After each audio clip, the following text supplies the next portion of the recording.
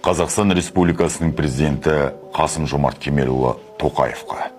Құрметті Қасым-Жомарт Кемелұлы, қай мемлекет ішінде қандастардың елге оралуы тек ішкі әлеуметтік саясаттың ғана емес, шекара маңындағы аймақтардың демографиялық тұрақтылығының қамтамасыз ететін, ұлттық қауіпсіздік пен аумақтық тұтастықты нығайтатын, мемлекеттік тіл мен ұлттық бірегейлікті күшейтетін стратегиялық маңызы бар процесс саналатын сөзсіз.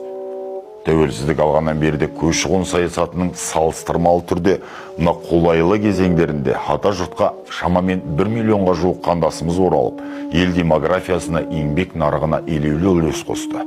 Олар сан түрлі салаларда еңбек етіп, еліміздің экономикалық дамуына әлде әсер етіп келеді.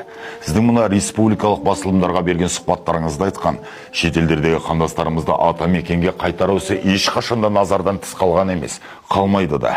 Әлемнің түкпір-түкпіріндегі қандастарымыздың басын туған жерде біріктіру біздің парызымыз деген сөзіңіз. Сондай-ақ 2023 жылы Отандастар форумына қатысушыларға жолдаған үндеуіңізде қай мемлекетті мекен етсе де қазақтың бір ғана тарихи отаны бар, ол Қазақстан. Сондықтан да біз шетелде тұратын бауырларымызды қолдауға қашанда баса мән береміз деген жолдауыңыздан үлкен жанашырлық көрініп, халық жүрегінен терең орын алды. Осы орайда мен Бурахан Нұржанұлы Дақанов, ішкі көші-қон мен солтүстікке келген азаматтардың және қандастардың құқығын қорғаумен айналысатын тәуекел қоғамдық бірлестігінің төрағасы ретінде сіздің осы бағыттағы саяси шешімдеріңізді қолдай отырып, шетелден тарихи отанына қоныс аударған қандастарымызға қатысты қордаланып қалған мәселелер мен олардың шешімін жеткізуді азаматтық парызым деп санаймын. Мен атап отырған тәуекел көші-қонмен айналысатын ұйым қоғамдық бірлестігі елге қоныс аударған қандастарды Қазақстанның солтүстік облыстарына көшіруге және әлеуметтік тұрғыдан бейімдеуге көмектеседі. Осы орайда айта кеткіміз келетіні, елімізге тарихи отанына оралып жатқан қандастардың құрамы тек әлеуметтік әлсіз топтардан тұрмайды. Керісінше олардың қатарында кәсіпкерлік саласында тәжірибесі мол азаматтар, ауыл шаруашылық саласындағы тіс қаққан мамандары, медицина, білім беру, техника салалары бойынша білікті кадрлар, еңбекке қабілетті азаматтар көп. Бұл Қазақстан экономикасын дамытуға, әсіресе ауыл шаруашылығы, өңірлік кәсіпкерлік сынды кадр тапшылығына бар салаларды нығайтуға таптырмас мүмкіндік деп ойлаймыз. Алайда биыл 30 қаңтардан бері қолданысқа енген шетелдіктер мен азаматтығы жоқ адамдарға Қазақстан Республикасындағы тұрақты тұруға рұқсат беру және қандас мәртебесін беру немесе ұзарту мемлекеттік көрсетілетін қызметтері бойынша пилоттық жобаны іске қосу және іске асыру туралы үкімет қабылдаған бірлескен бұйрық іске қосылғаннан бері ата жұртына көшіп келген этникалық қазақтардың құжаттану процесі өте қиындап кетті. Осыған байланысты көші-қон саясаты аясында бірқатар мәселелер туындап отыр. Мысалы, шетелден келетін қандастарымыз үшін ең өзекті мәселелердің бірі соттылығы жоқ анықтамасымен шығу парағын алу мәселесі. Әсіресе мына Қытай Халық Республикасынан бұл құжаттарды рәсімдеу өте күрделі әрі ұзақ уақыт алады. Тіпті кейбір жағдайларда мүмкін емес дейді. Осыған байланысты жаңа көші-қон жобасы қолданысқа енбей тұрып, елге келіп үлгерген жүздеген қандас екі ортада қалып қиналып отыр. Себебі бұл құжаттар болмаса, солтүстік өңірлерге келіп қоныстанғысы келетін этникалық қазаққа не ықтиярхат, не қандас статусы берілмей жатыр. Бұдан бөлек Қазақстанға оқуға келгісі келетін талапкерлерден жергілікті оқу ағарту мекемесінің Қазақстаннан оқуына болады деген рұқсат қағазын да апостильдеп әкелу міндеттеліп отыр. Көші-қон органдары аталған құжаттарсыз азаматтыққа қабылдау жүргізілмейтінін айтуда. Бұл талаптар Қытайдағы қандастарға ауыр салмақ түсіріп отыр. Себебі ХХР заңнамасы бойынша соттылығы туралы анықтама беру ресми іс қағаздар тізімінде әлі жоқ. Ал қазіргі соғыс жағдайындағы Иран, Ауғанстан, Пәкістан мемлекеттерінде бұл анықтаманы алу іс жүзінде мүмкін емес. Онымен қоса жаңадан қабылданған заңнамаға сәйкес елге келетін этникалық қазақтар үшін тест тапсыру міндеттелді. Яғни елімізде тұрақты өмір сүріп, қандас мәртебесін алуға үміткер адамдар 5 кезеңнен тұратын цифрлық бағалаудан өтеу керек. Атап айтсақ, қазтест сынды тестілеу жүйесі арқылы қазақ тілінен имтихан тапсыру. Бірақ Қытай, Иран, Өзбекстан елдерінен келетін этникалық қазақтар кириллица қаріптерін танымайды. Бұл олардың бағалау тестінен өтуіне үлкен кедергі әкеліп тұр. 2026 жылға дейін Қазақстанға көшіп келген этникалық қазақ жеңілдетілген азаматтықты ала алатын. Бірақ 2026 жылы жаңа заңнамаға сәйкес азаматтық алу уақыты 5 жылға дейін ұзартылып, 5 жыл қандас мәртебесімен созылатын болды. Бірақ бұл заң қабылданған соң этникалық қазақтардың елге келу деген құлшынысы күннен күнге азайып келеді.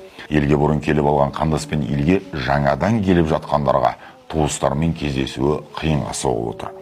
Басты себеп пилоттық жоба бойынша алдағы уақытта елге келген әр этникалық қазақ тек көш қабылдаушы аймақтардан ғана ықтияр-хат пен қандас мәртебесін ала алады. Бірақ ол жерде 5 жыл тұрақтауға міндеттеліп, оның үстіне қандас статусын алғаннан кейін ғана 5 жылдан кейін ғана азаматтық ала алады. Бұл жағдай қандастардың құқығын шектеп отыр деп айтамыз. Өйткені осы уақытқа дейін елге оңтүстікке көшіп келген азаматтық алған қандас өз туыстары елге келгенде солтүстікке жіберуге мәжбүр. Ал жақындары оңтүстікте болған адам солтүстікте ұзақ тұрақтап қала алмайды. Осы кедергіні жою мақсатында қандастық статус пен қандастық квотаның ара-жігін ашып, өкіметтен көмек алмаймын, тек қандас статусымды берсе болды деген азаматтарға оңтүстік өңірлерден ықтияр-хат пен қандас статусын беруді қайта іске қосуды ұсынамыз және баяндалған өтініштеріміздің негізінде қандастардың мүмкіндігін тежейтін, олардың азаматтық құқықтарына нұқсан келтіретін соңғы пилоттық жобаға мораторий жариялауыңызды өтініп сұраймыз. Жалпы елге келген этникалық қазаққа қандас мәртебесін беру немесе ұзарту қағидаларына сәйкес мәртебе беру туралы шешім өтініш берушінің немесе оның тікелей ата-бабаларының ұлтын растайтын құжаттар негізінде ғана қабылданады.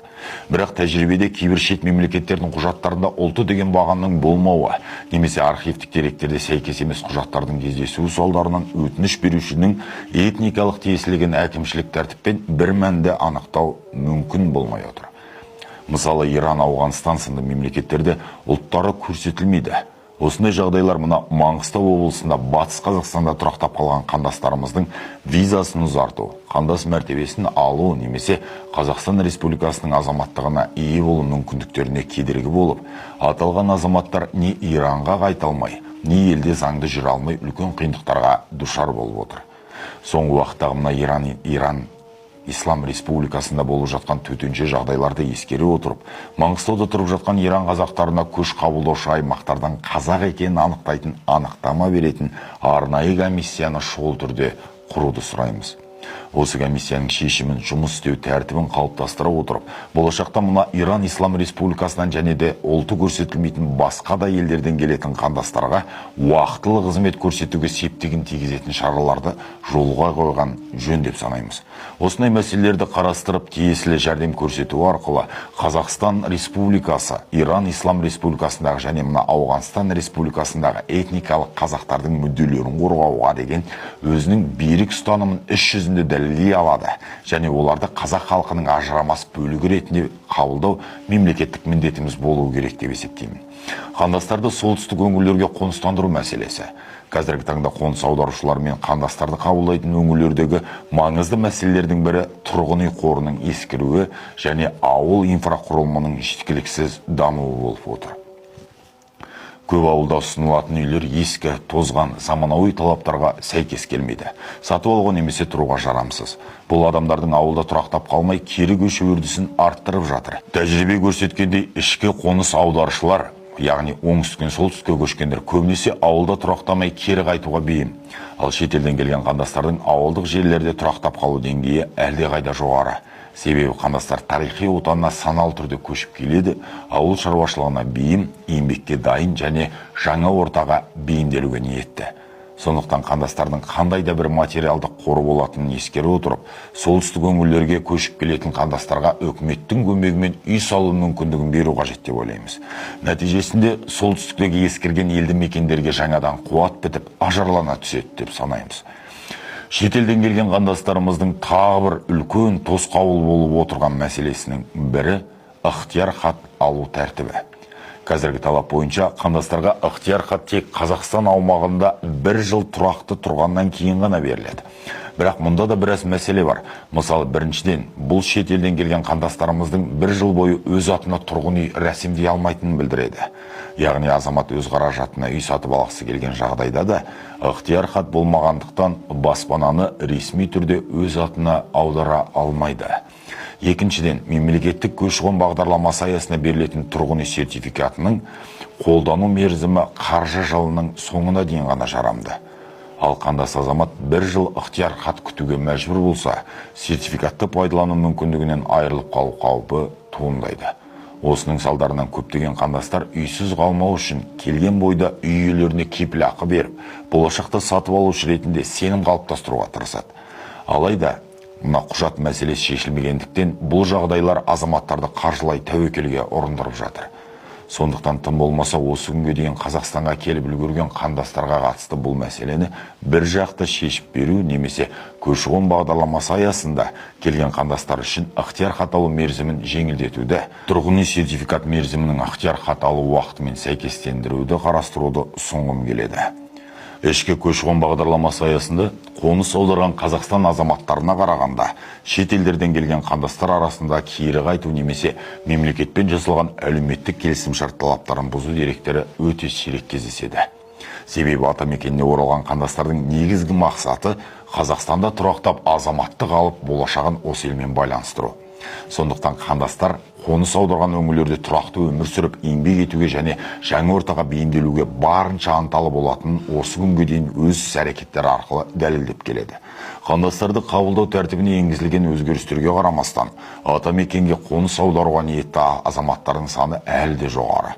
Бұл шетелдердегі қазақтардың тағдырын Қазақстанмен байланыстырсам деген арманның қаншалық асқақ екенін көрсетеді. Осыған байланысты көші-қон бағдарламасының мемлекет ішінде келіп жатқан қандастар ішінде тиімділігін арттыру мақсатында қандастарды қабылдау квотасының санын ұлғайту және қабылдау талаптарын жеңілдету маңызды деп есептейміз. Мұндай қадамдар тарихи отанына оралғысы келетін азаматтарға қолайлы жағдай жасап қана қоймай, еліміздің демографиялық, өндірістік әлеуетіне және әлеуметтік дамуына да оң әсерін тигізетін еді.